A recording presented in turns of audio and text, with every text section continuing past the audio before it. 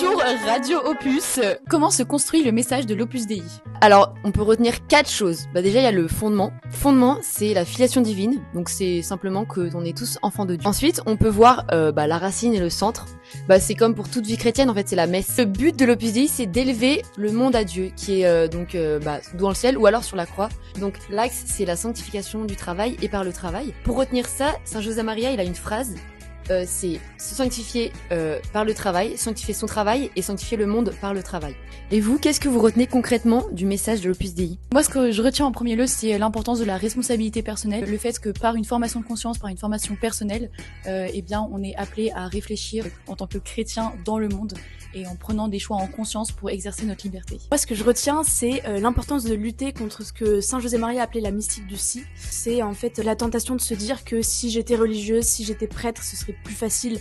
À ce moment-là, je pourrais être sainte. En fait, il faut vraiment réaliser que la sainteté est quelque chose qui infuse notre vie quotidienne. On est tous concernés par cette sainteté.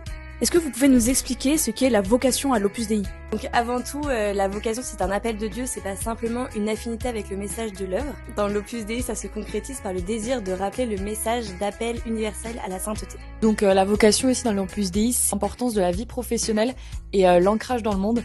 En une formule, c'est être contemplatif au milieu du monde, qu'on est dans le monde sans être du monde. C'est la transformation du monde de l'intérieur, c'est un peu comme le levain dans la pâte. Concrètement, c'est la même vocation pour tous, mais qui prend des formes assez différentes.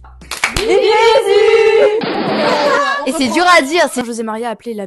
Vous êtes ça devient noir. José Maria qui l'a vu, c'est le...